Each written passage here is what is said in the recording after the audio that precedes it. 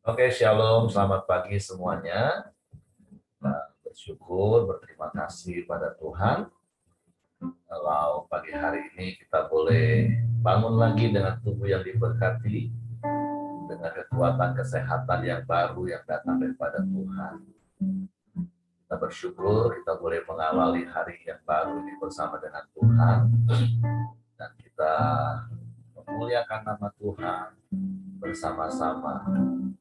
Kita datang menghampiri tahta kasih karunia Tuhan, dan kita boleh sama-sama belajar firman Tuhan.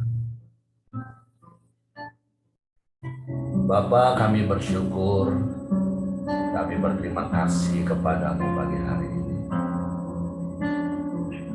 Kami bersyukur, kami berterima kasih karena Engkau baik bagi kami. Engkau sungguh baik, Engkau sangat baik bagi kami. Tak berkesudahan kasih setiamu. Selalu baru rahmat-Mu dalam hidup kami. Dan kami bersyukur kalau pagi hari ini kami boleh bangun dengan tubuh yang diberkati, dengan kekuatan kesehatan yang baru yang datang daripada Tuhan. Kami boleh bersama-sama lagi memuji, menyembah-Mu, meninggikan nama-Mu.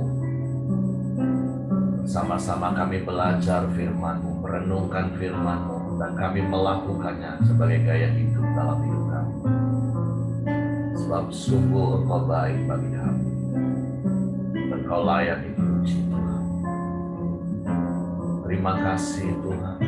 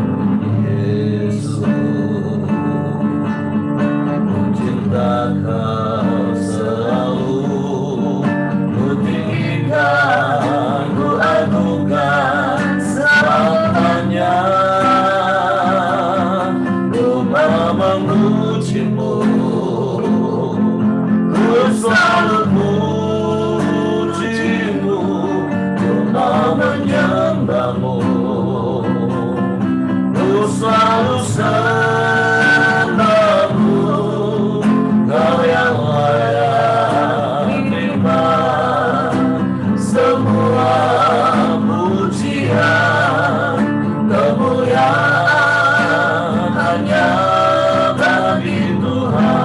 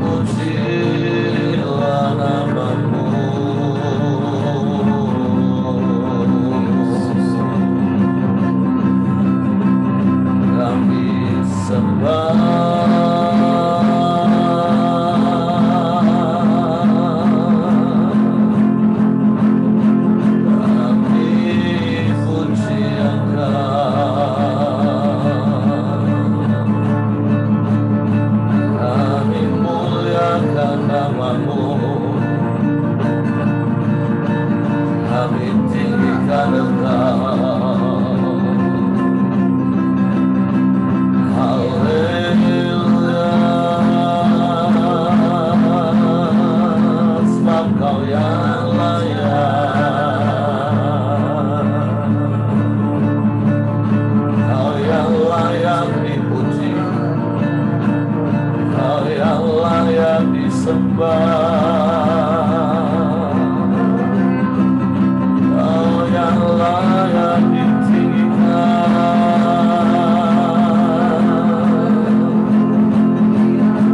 Kau yang layak dianugerahkan.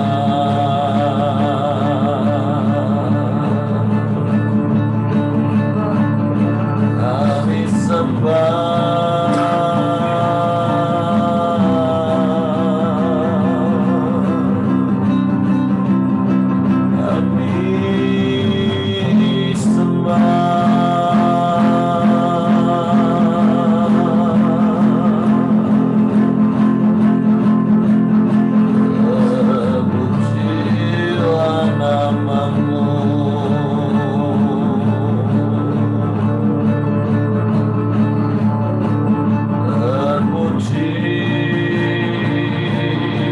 Pujilah namamu,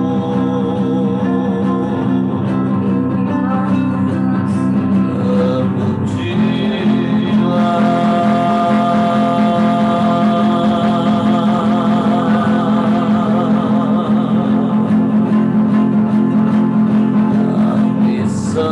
namamu,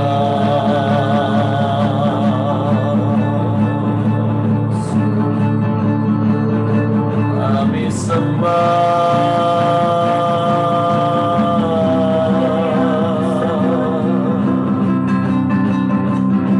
Kami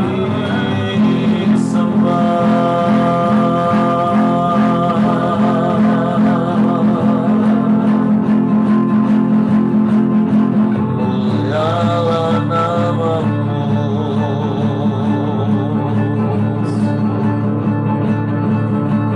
kami tinggikan Engkau,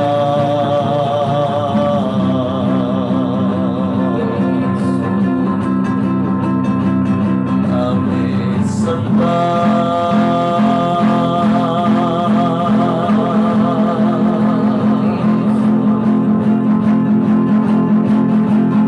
kami puji Engkau,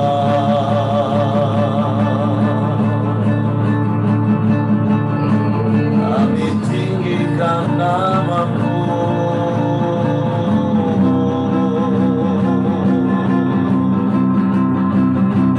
kami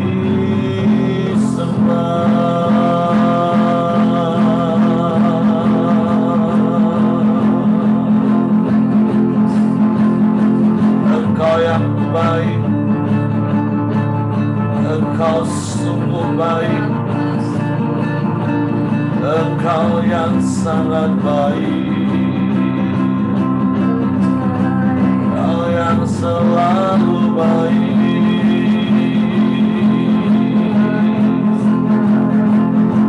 kami muliakan namamu,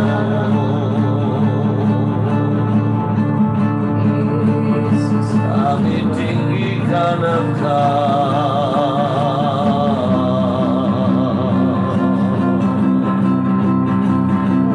haleluya,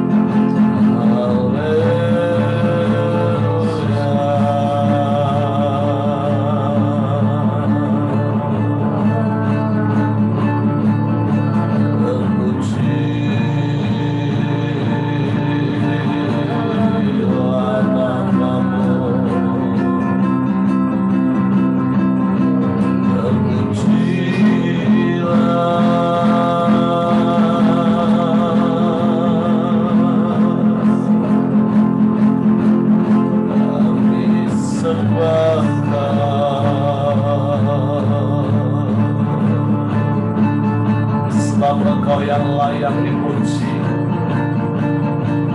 sebab Engkau yang layak disembah, Engkau yang layak ditinggikan, sebab Engkau Allah di atas segala Allah, Engkau Tuhan di atas segala Tuhan, Engkau Raja di atas segala Raja. Terpujilah namamu, terpujilah namamu.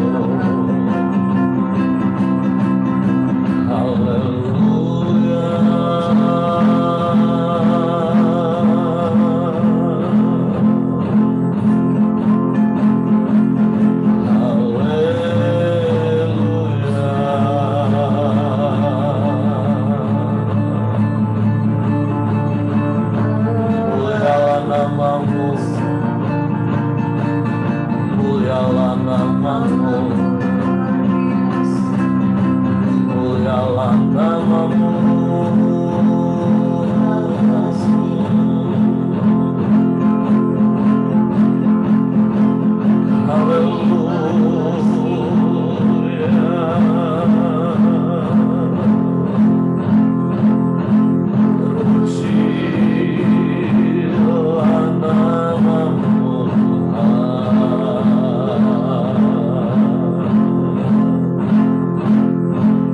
Engkau yang layak, Engkau yang layak.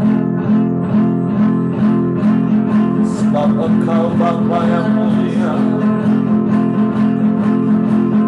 Haleluya.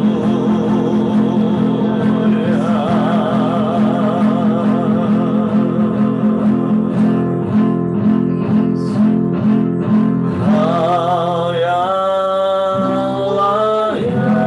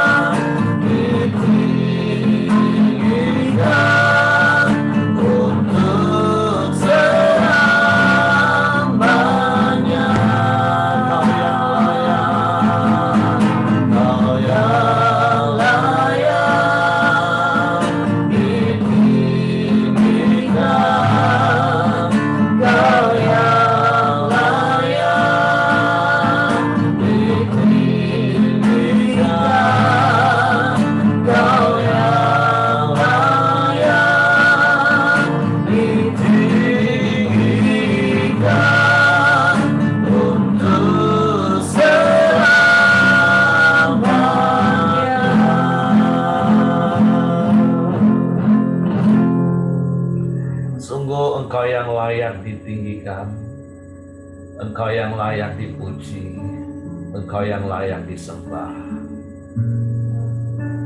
Kami bangga dan kami bersyukur punya Allah yang seperti-Mu. Engkau sumber kehidupan kami. Engkau pusat penyembahan kami. Sebab kalau kami hidup hari ini semua hanya karena anugerah-Mu. Dan biarlah kami terus berjalan di dalam jalan-jalan-Mu. Hidup kami menyenangkan dan menyukakan hati-Mu. Karena kami mau terus hidup seturut dengan firman-Mu dan kehendak-Mu. Sebab itu pagi hari ini kami bersyukur, kami boleh mengawali lagi hari yang baru, kesempatan yang Kau beri bagi kami. Untuk kami belajar lagi firman. Roh Kudus, tolong kami untuk mengerti, untuk kami memahami firman-Mu, sehingga kami percaya firman-Mu, dan kami melakukannya dalam hidup kami. Kami bersyukur, kami sambut firman-Mu di dalam nama Yesus Tuhan. Haleluya, haleluya, haleluya. Amin. Oke, silakan Pak Ramli. Terima kasih Pak Heri. Selamat pagi Bapak Ibu dan saudara semua. Pagi. Iya, kita akan melanjutkan renungan harian kita yang hari ini diambil dari 2 Korintus 11 ayat yang ke-7 sampai ayatnya yang ke-33. Temanya adalah tentang Paulus tidak mementingkan diri. Saya akan bacakan. Apakah aku berbuat salah jika aku merendahkan diri untuk meninggikan kamu, karena aku memberitakan Injil Allah kepada kamu dengan cuma-cuma? Jemaat-jemaat lain telah kurampok dengan menerima tunjangan dari mereka, supaya aku dapat melayani kamu. Dan ketika aku dalam kekurangan di tengah-tengah kamu, aku tidak menyusahkan seorang pun, sebab apa yang kurang padaku dicukupkan oleh saudara-saudara yang datang dari Makedonia. Dalam segala hal aku menjaga diriku, supaya jangan menjadi beban bagi kamu, dan aku akan tetap berbuat demikian. Demi kebenaran Kristus di dalam diriku, aku tegaskan bahwa kemegahanku itu tidak akan dirintangi oleh siapapun di daerah-daerah Akaya. Mengapa tidak? Apakah karena aku tidak mengasihi kamu? Allah mengetahuinya. Sampai di sini dulu sebentar. Jadi latar belakang daripada perikop ini, kenapa Paulus menuliskan perikop ini kepada jemaat di Korintus, ya. Kalau kita lihat di ayat yang ke-7 tadi dikatakan bahwa Paulus bertanya, apakah aku berbuat salah jika aku merendahkan diri untuk meninggikan kamu, karena aku memberitakan Injil Allah kepada kamu dengan cuma-cuma. Jadi dikatakan bahwa Paulus menolak pemberian atau tunjangan ya dari jemaat di Korintus. Nah, karena itu jemaat di Korintus karena dipengaruhi oleh beberapa rasul-rasul palsu, ya, kemudian mulai menuduh Paulus. Mereka meragukan kerasulan Paulus, dan dalam surat ini Paulus mencoba untuk membela dirinya, menjelaskannya. Mereka menuduh Paulus karena Paulus dianggap tidak tulus, ya, tidak sungguh-sungguh di dalam melayani Tuhan, tidak jujur dan mementingkan diri sendiri. Bahkan alasan Paulus menolak pemberian jemaat di Korintus karena diduga bahwa mereka berpendapat bahwa Paulus merasa dia tidak kompeten untuk menerima itu karena kelemahan-kelemahannya, gitu ya. Jadi banyak alasan yang dituduhkan secara palsu kepada Paulus pada waktu itu, ya.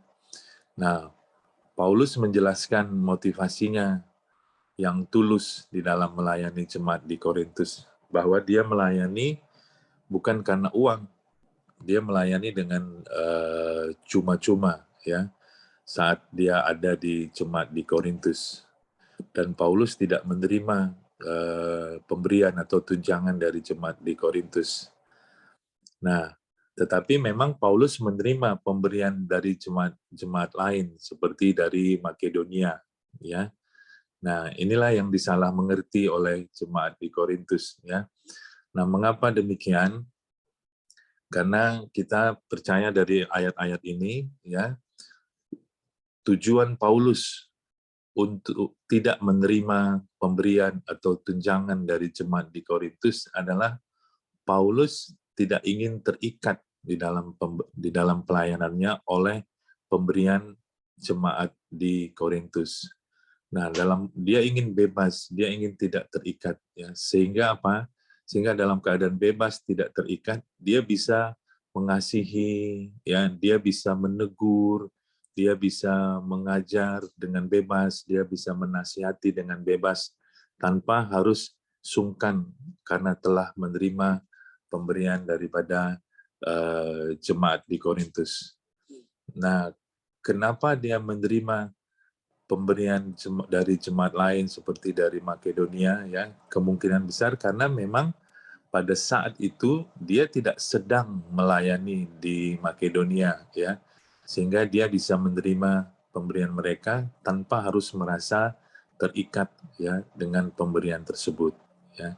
Inilah latar belakang, ya, kenapa Paulus menuliskan surat ini dan mencoba menjelaskan motivasinya di dalam pelayanan, bahwa dia tidak mencari kepentingan diri sendiri, tidak mencari untung, ya, dan dia menjelaskan kenapa dia menolak pemberian jemaat di Korintus. Ayat yang ke-12, tetapi apa yang kulakukan akan tetap kulakukan untuk mencegah mereka yang mencari kesempatan guna menyatakan bahwa mereka sama dengan kami dalam hal yang dapat dimegahkan.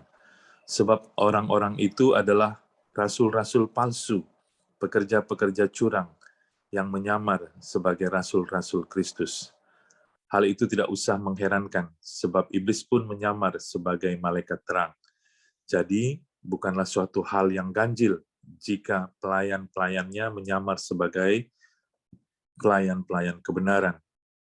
Kesudahan mereka akan setimpal dengan perbuatan mereka. Jadi, Paulus dalam hal ini juga menjelaskan perbedaan Paulus dirinya sendiri, ya, dengan rasul-rasul yang lain. Paulus menjelaskan bahwa dia adalah rasul Kristus, ya, yang tulus motivasinya, sedangkan guru-guru Yahudi yang lainnya adalah rasul-rasul palsu, ya. Bahkan dia katakan seperti iblis yang menyamar sebagai malaikat terang. Ayat yang ke-16 kita teruskan, dikatakan, kuulangi lagi, jangan hendaknya ada orang yang menganggap aku bodoh. Dan jika kamu juga menganggap demikian, terimalah aku sebagai orang bodoh, supaya aku pun boleh bermegah sedikit. Apa yang aku katakan, aku mengatakannya bukan sebagai seorang yang berkata menurut firman Tuhan, melainkan sebagai seorang bodoh yang berkeyakinan bahwa ia boleh bermegah. Karena banyak orang yang bermegah secara duniawi, aku mau bermegah juga. Sebab kamu suka sabar terhadap orang bodoh, karena kamu begitu bijaksana. Karena kamu sabar jika orang memperhambakan kamu, jika orang menghisap kamu, jika orang menguasai kamu, jika orang berlaku angkuh terhadap kamu, jika orang menampar kamu. Ya, nah dalam ayat ini Paulus mencoba menasihati. Paulus ingin supaya jemaat di Korintus itu sadar, jangan bodoh gitu. Sadar dan menjadi dewasa, bijaksana, sadar terhadap tipu daya daripada rasul-rasul palsu yang begitu memikat mereka, ya, sehingga akibatnya kita lihat di sini, ya, mereka tetap sabar meskipun, ya, rasul-rasul palsu itu memperhamba mereka, ya, menghisap mereka, menguasai mereka, memperlakukan mereka secara angkuh, ya, bahkan ada yang menampar mereka, dikatakan, ya. Nah, jadi kelihatannya rasul-rasul palsu ini dalam kepemimpinannya, menerapkan kepemimpinan yang otoriter, dan herannya ada saja jemaat di Korintus yang senang dengan kepemimpinan yang seperti itu. Nah, Paulus mencoba untuk menyadarkan mereka supaya mereka jangan bodoh. Ayat 21, dengan sangat malu aku harus mengakui bahwa dalam hal semacam itu kami terlalu lemah.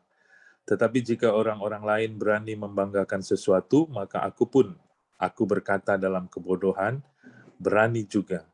Apakah mereka orang Ibrani? Aku juga orang Ibrani. Apakah mereka orang Israel? Aku juga orang Israel. Apakah mereka keturunan Abraham? Aku juga keturunan Abraham. Apakah mereka pelayan Kristus? Aku berkata seperti orang gila. Aku lebih lagi. Aku lebih banyak berjerih lelah, lebih sering di dalam penjara, didera luar batas, kerap kali dalam bahaya maut. 5 kali aku disesat orang Yahudi, setiap kali 40 kurang 1 pukulan. 3 kali aku didera, 1 kali aku dilempari dengan batu, 3 kali mengalami karam kapal, sehari semalam aku terkatung-katung di tengah laut. Dalam perjalananku aku sering diancam bahaya banjir dan bahaya penyamun, bahaya dari pihak orang-orang Yahudi dan dari pihak orang-orang bukan Yahudi, bahaya di kota, bahaya di padang gurun, bahaya di tengah laut, dan bahaya dari pihak saudara-saudara palsu. Aku banyak berjerih lelah dan bekerja berat. Kerap kali aku tidak tidur, aku lapar dan dahaga, kerap kali aku berpuasa, kedinginan dan tanpa pakaian. Dan dengan tidak menyebut banyak hal lain lagi, urusanku sehari-hari, yaitu untuk memelihara semua jemaat-jemaat. Jika ada orang merasa lemah, tidakkah aku turut merasa lemah? Jika ada orang jika ada orang tersandung, tidakkah hatiku hancur oleh duka cita? Jika aku harus bermegah, maka aku akan bermegah atas kelemahanku.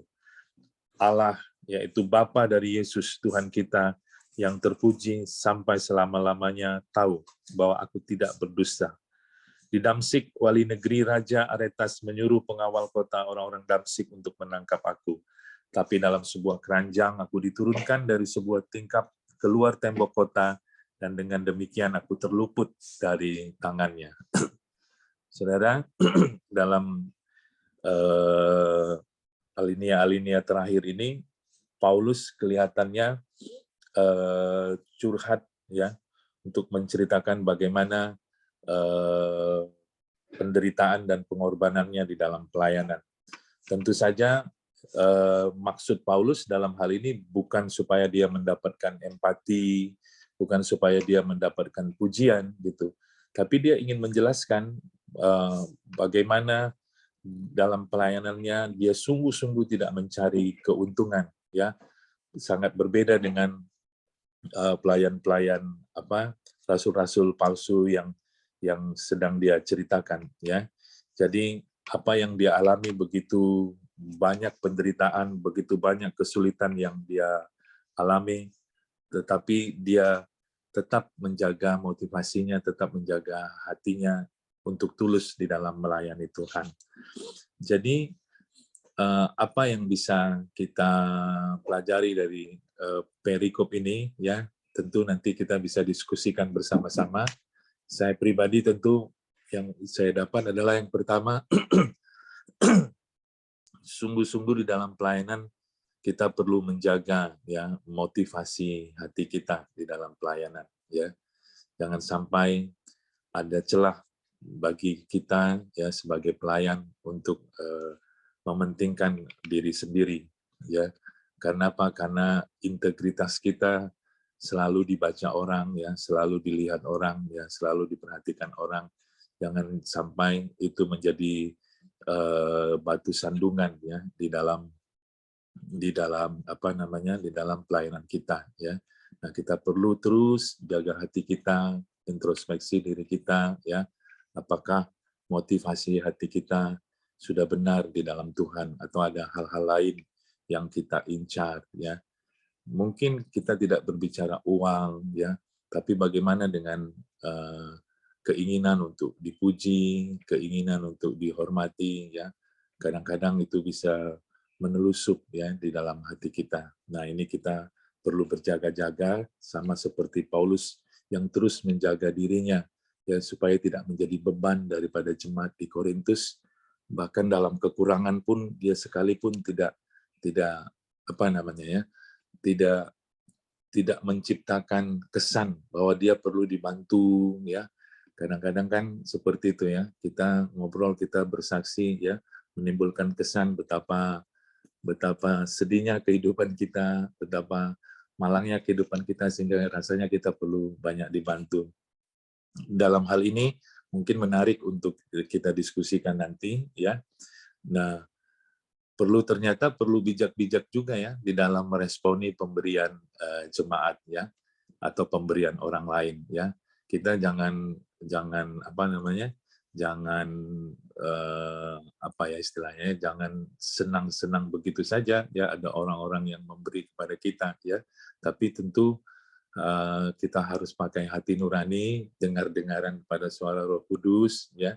Nah, sehingga kita bisa meresponi. Tentu saja kadang-kadang orang memberi kepada kita karena bentuk kasihnya, bentuk rasa hormatnya, bentuk rasa sayangnya kepada kita, ya. Tapi tentu, ya, sekali lagi, ya, seperti Paulus juga, dia bijaksana, ya. Dia tidak mau terikat dengan pemberian jemaat, pemberian orang-orang, sehingga dia dapat dengan bebas menasihati, dapat dengan bebas menegur, ya. Itu yang pertama. Nah, belajar dari jemaat yang kedua, belajar dari jemaat yang di Korintus ini, kenapa, ya, mereka nggak bisa membedakan rasul palsu dengan rasul yang ini, ya? Kenapa begitu gampangnya mereka menerima, katakanlah, hasutan dari rasul-rasul yang palsu. Nah, saya belajar tentu sebagai jemaat, ya, ternyata kita perlu bijaksana juga, ya, untuk dapat membedakan, ya, membedakan ini, ya, pelayan-pelayan yang tulus atau pelayan-pelayan yang palsu, ya. Kita berharap tidak ada sih di tengah-tengah kita pelayan-pelayan yang palsu, tapi dari perikop ini kita belajar kita perlu, ya. Mungkin salah satu salah satu yang perlu kita perhatikan adalah apakah pelayan-pelayan itu tetap setia dia, walaupun tidak ada fasilitas, walaupun tidak ada support, walaupun tidak ada dukungan yang berarti, tapi dia tetap setia kepada panggilannya, tetap setia mengerjakan panggilannya di dalam Tuhan. Saya kira itu salah satu ciri bahwa memang pelayan ini adalah pelayan yang tulus di dalam Tuhan. Dan yang terakhir yang saya dapatkan adalah Paulus menceritakan penderitaannya, ya, bukan karena supaya dipuji atau supaya dapat empati, ya, tapi kita melihat begitu banyak, ya, penderitaan yang Paulus alami di dalam pelayanan. Ya, yang saya pelajari adalah bahwa sungguh sebuah kehormatan, ya, kalau di dalam pelayanan kita, di dalam usaha kita melayani Tuhan, ya, ada hal-hal yang tidak enak yang kita alami, ya, itu suatu kehormatan, ya. Di dalam 2 Korintus 11 ayat 30 ini dikatakan, jika aku harus bermegah, maka aku akan bermegah atas kelemahanku, ya. Ternyata kita bukan hanya dapat bermegah karena keberhasilan, karena kehebatan kita, ya, karena karunia-karunia atau karena kebijakan kita, ya, tapi justru karena kelemahan-kelemahan kita pun kita juga perlu bermegah, karena di dalam kelemahan kita lah ternyata sangat nyata, ya, pertolongan kasih Tuhan dan tangan Tuhan, kuasa Tuhan bekerja di dalam kehidupan kita, ya.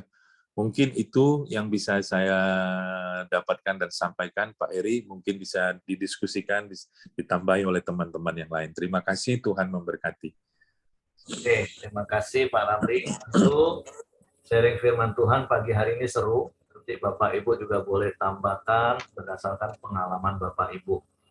Nah, tentu seperti apa yang kita belajar dari Rasul Paulus pagi hari ini, seperti berkali-kali saya juga sampaikan Bapak Ibu, antara tulus dan cerdik itu harus seimbang. Nah, terkadang gereja hanya mengajarkan tentang ketulusan, sehingga jemaat tulus dan maaf, terkadang akhirnya ada beberapa hamba Tuhan, atau lebih tepatnya pendeta lah ya, akhirnya memanfaatkan ketulusan jemaat untuk menjadikan sumber pemasukan bagi mereka. Sehingga tadi ada bahasa-bahasa yang Paulus katakan, kamu itu sabar kalau dihisap, kamu itu sabar kalau diberdayakan. Nah, artinya contoh realitanya gini Bapak Ibu, kan memang jemaat itu murah hati. Begitu kalau ada pendeta cerita tentang susahnya melayani, sulitnya di dalam melakukan pekerjaan Tuhan, kan hati jemaat itu mudah terketuk untuk memberi. Itu nggak salah Bapak Ibu. Itu hati yang terus harus dijaga oleh Bapak Ibu. Nah, tetapi kita juga harus cerdik supaya kita melihat ketika kita memberi itu, ya kita memberi dengan sasaran yang tepat. Apakah memang itu sebuah kebutuhan, apakah itu memang ketulusan, dia cerita apa adanya. Tapi kalau itu hanya sekedar memanfaatkan, bertahun-tahun sampai hari ini saya menjaga saat hidup kami, keluarga, seperti apa yang Paulus lakukan. Kalau dulu, ya sekarang sih sudah jarang lah saya temukan ya. Karena memang mungkin taraf kehidupan pendeta-pendeta sekarang sudah jauh lebih oke.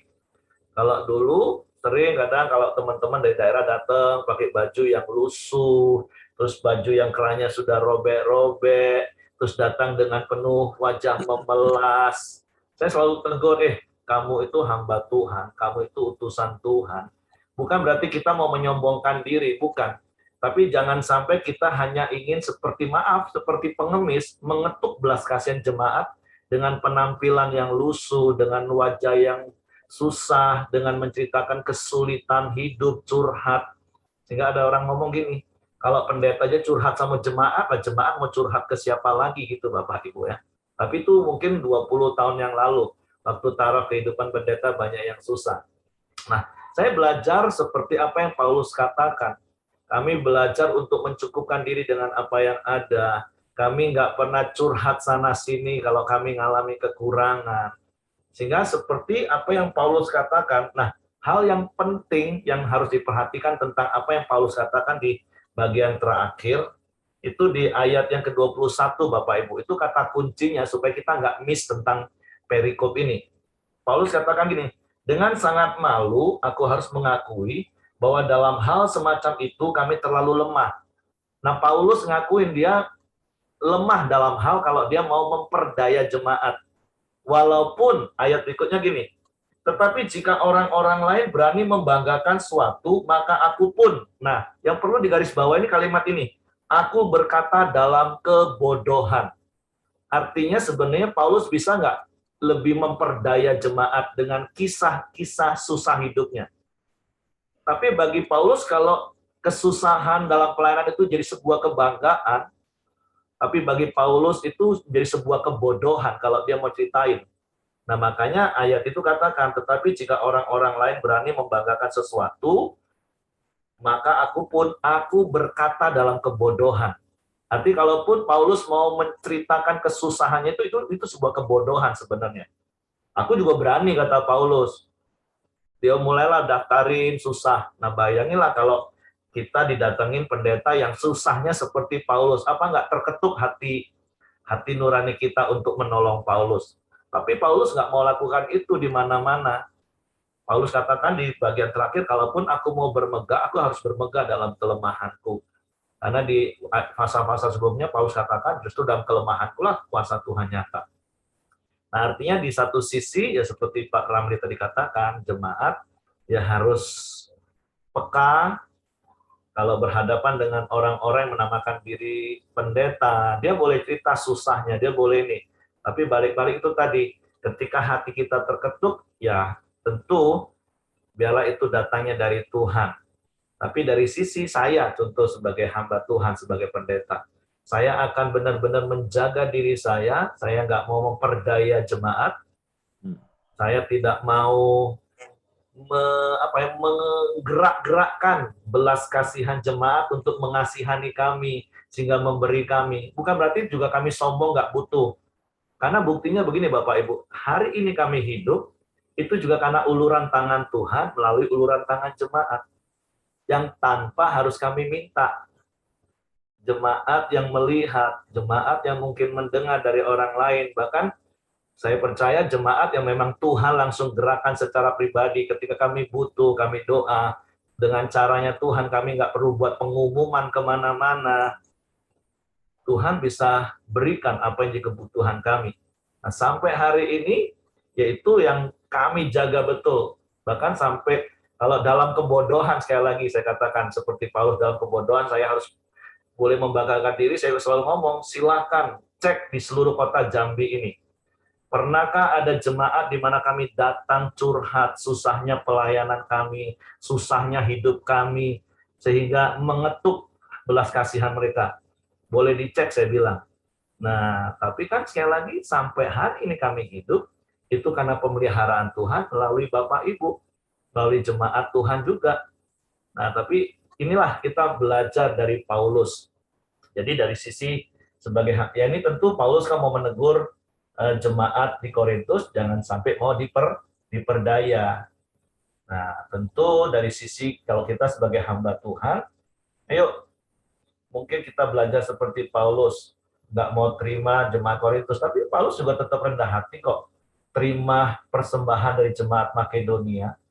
Karena tentu kenapa alasannya Paulus nggak terima persembahan di Korintus. Karena itu tadi, karena jemaat Korintus ini sudah terlalu banyak diperdaya oleh rasul-rasul palsu. Dan Paulus nggak mau menambahi beban itu. Nah, jadi seperti itu. Mungkin Bapak Ibu juga punya pengalaman, tapi sekali lagi di sisi sebagai umat Tuhan, yang mari memiliki ketulusan hati, memiliki kemurahan hati, tapi juga belajar untuk cerdik. Supaya tidak diperalat, supaya tidak diperdaya. Nah, tapi sekali lagi memang hari-hari ini saya sudah jarang ketemu ya. Karena itu tadi mungkin taraf hidup pendeta sudah lebih oke semua. Tapi kalau 20 tahun yang lalu, setiap kali datang, kadang pendeta itu wajah lesu, lusuh, ceritain susahnya hidup, perintisan, pelayanan, untuk mengetuk belas kasihan. Padahal kita harus mengetuk belas kasihan itu hanya dari Tuhan. Oke, mungkin itu saja yang ingin saya tambahkan. Silakan mungkin Bapak Ibu yang lain yang punya pengalaman. Pak Simon punya, karena saya tahu Pak Simon punya banyak pengalaman. Ya, terima kasih. Selamat pagi semua. Saya diberkati oleh apa yang di-share-kan oleh Pak Ramli dan Pak Heri, ya kan? Jadi kita tahu di sini kita diajar. Ya. Rasul Paulus ini luar biasa menurut saya, menjadi satu teladan dan cara hidup yang dia berikan kepada kita. Di sini dengan judul Paulus tidak mementingkan dirinya, ya. Tidak mementingkan diri artinya kita selalu berpikir untuk ya kan kebersamaan. Memang apa yang dikatakan Heri itu ya dia juga sudah melakukan ya kan satu kehidupan yang dia teladani terhadap Rasul Paulus. Tetapi di sini yang saya begitu diberkati karena apa? Karena memang kita jangan sampai membebankan orang lain, ya kan? Nah di Pelita ini saya banyak belajar, ya kan? Kita selalu diajar, ya, dan belajar. Tetapi kalau di tempat kami dulu itu selalu, ya kan, selalu. Dan akhirnya apa? Jadi kita tuh kadang-kadang bosan sendiri ya.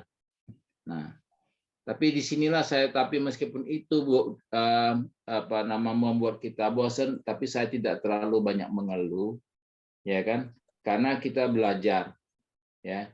Selalu hidup ini kita perlu belajar dan belajar. Nah, di Pelita ini saya melihat saya begitu diberkati karena apa? nilai-nilai kita itu selalu diajarnya apa? Jangan membebankan orang lain, ya. Seperti di sini ya kan dijelaskan di ayat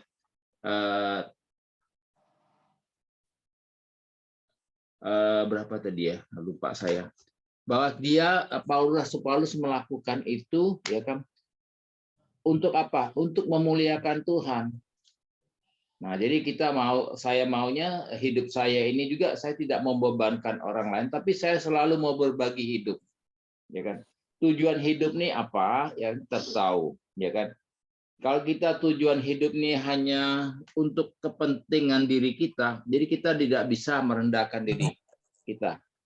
Kenapa? Kita selalu mau terbaik, kita mau selalu terbaik, tapi mengorbankan orang lain.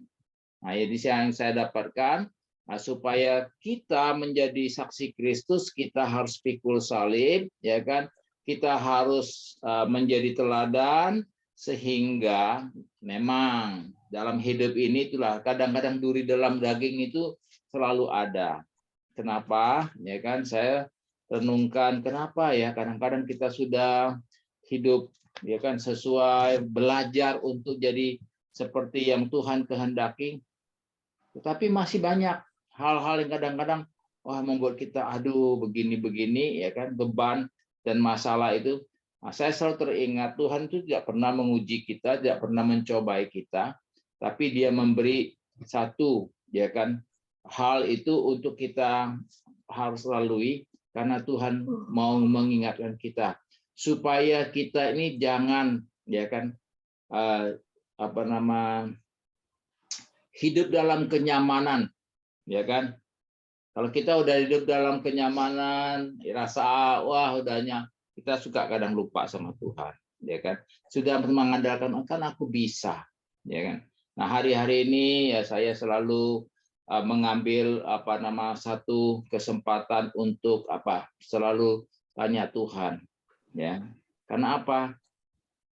Sudah umur 65. Kalau sempat jatuh, sempat terpeleset, selesailah, ya kan? Maka saya selalu, ya kan, dengan anak-anak juga saya bilang, dia bilang kok papi sekarang lambat sekali. Oh ya, karena apa? Dulu tuh banyak mengandalkan pikiran, sekarang harus mengandalkan apa? Pikiran kita perlu kita kerjasama dengan nilai firman, kita harus datang sama Tuhan tanya. Kenapa? Ya itulah orang namanya orang tua. Orang tua itu disebut orang tua ya karena dia sudah pernah muda, ya kan? Orang muda belum pernah tua. Jadi kalau sampai jatuh, ya kan satu pekerjaan itu memakan begitu banyak biaya dan investasi. Kalau sampai keliru, ya kan, nah itu bahaya.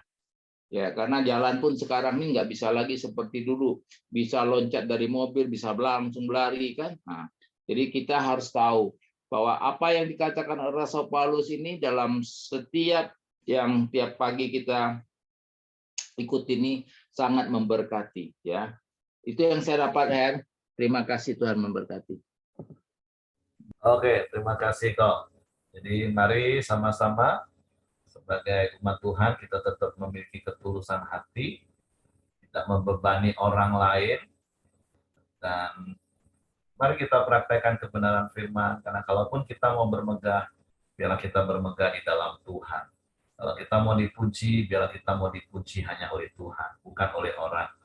Jangan kita dengan bangga menceritakan kesulitan, kesusahan kita untuk mengetuk belas kasihan orang, tapi biarlah hanya Tuhan yang penuh dengan belas kasihan itu menyatakan belas kasihannya dalam hidup kita.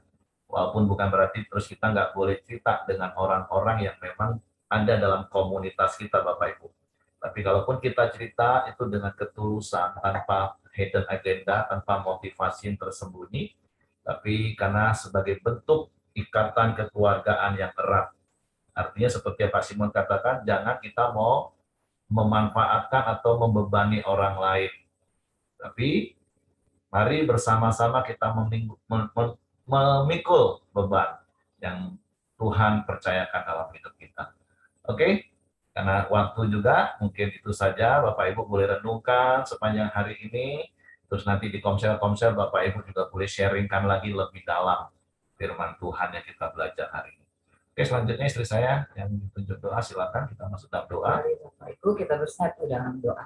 Bapak, kami bersyukur, berterima kasih buat firman-Mu pada pagi hari ini Tuhan, yang terus mengingatkan kami untuk kami terus memiliki motivasi yang benar dalam pelayanan kami Tuhan. Kami percaya Bapak, dalam segala kelemahan kami, kuasa-Mu akan bekerja Tuhan. Engkau Allah saja yang memenuhi segala kebutuhan keperluan kami menurut kekayaan kemuliaan di dalam Kristus. Pagi ini juga kami bersatu hati bersama-sama berdoa Tuhan buat Bapak Ibu Siregar Tuhan. Kami bersyukur buat Pak Siregar Tuhan. Engkau terus yang akan memulihkan kesehatannya dengan sempurna di dalam nama Yesus. Juga buat hasil dari pemeriksaan Ibu Miryanti Tuhan, kami berdoa Tuhan, kami percaya Bapak, Amin. kuasa-Mu juga bekerja Tuhan untuk gejala stroke ringannya Bapak. Kami bersatu hati di dalam nama Yesus. Engkau, mari Engkau stroke Tuhan, Engkau hancurkan di dalam nama Yesus. Ya, tubuh ini boleh sehat kembali, tubuh ini boleh berguna, bermanfaat, dan banyak menjadi berkat bagi orang lain. Kami berdoa, biarlah damai sejahtera Allah menguasai hati dan pikiran Ibu Miryanti, sehingga Ibu Miryanti boleh tetap sehat, tetap kuat Tuhan, di dalam nama Yesus. Terima kasih Bapak yang baik, kami juga bersatu hati buat bangsa negara kami Indonesia Tuhan. Dalam keadaan saat ini kami percaya Tuhan, Engkau matamu terus tertuju atas bangsa kami Tuhan. Kami berdoa melepaskan berkat atas bangsa kami, berkati dengan kesejahteraan atas bangsa kami bagi setiap provinsi yang ada Tuhan. Kami berdoa buat pemerintahan Bapak Presiden Jokowi Tuhan beserta jajaran stafnya Tuhan. Biarlah mereka boleh terus bekerja dengan hati nurani yang murni Tuhan untuk memajukan bangsa ini Bapak. Terima kasih Bapak yang baik, terima kasih. Kami mengucap syukur Tuhan buat kesempatan pada pagi hari ini. Kami juga menyerahkan setiap kami pribadi lepas pribadi Tuhan. Kami boleh terus menjadi pelaku-pelaku firman-Mu Tuhan. Engkau mempertemukan kami dengan orang-orang yang membutuhkan Engkau. Sehingga lewat hidup kami Tuhan, banyak jiwa-jiwa yang dimenangkan juga bagi Engkau Tuhan. Mari kita sama-sama doa Bapa kami. Bapa kami yang di surga, dikuduskanlah nama-Mu, datanglah kerajaan-Mu, jadilah kehendak-Mu di bumi seperti di surga. Berikanlah kami pada hari ini makanan kami yang secukupnya, dan ampunilah kami akan kesalahan kami, seperti kami juga mengampuni orang yang bersalah kepada kami. Dan janganlah membawa kami ke dalam pencobaan, tetapi lepaskanlah kami daripada yang jahat. Karena Engkaulah yang mempunyai kerajaan dan kuasa dan kemuliaan sampai selama-lamanya. Amin. Dr. Ramli, silakan tutup dalam doa, Pak. Bapak, kami bersyukur buat pagi ini, kami telah sharing firman-Mu, kami telah memuji, memuliakan Engkau, kami boleh menaikkan syukur kami ke hadirat-Mu ya Tuhan. Terima kasih Tuhan, kami boleh belajar dari Rasul Paulus yang menjaga terus kehidupannya, menjaga hatinya untuk tidak menjadi beban bagi orang lain. Dan kami bersyukur Tuhan, kami mau praktekkan setiap kebenaran firman-Mu yang kami telah terima pada hari ini. Untuk itu kami mau serahkan hidup kami sepanjang hari ini ke dalam tangan Tuhan. Biarlah kiranya Tuhan yang menolong kami, Tuhan yang memimpin kami, Tuhan yang menguasai seluruh kehidupan kami, sehingga apapun yang kami kerjakan pada hari ini boleh berhasil dan boleh memuliakan nama Tuhan.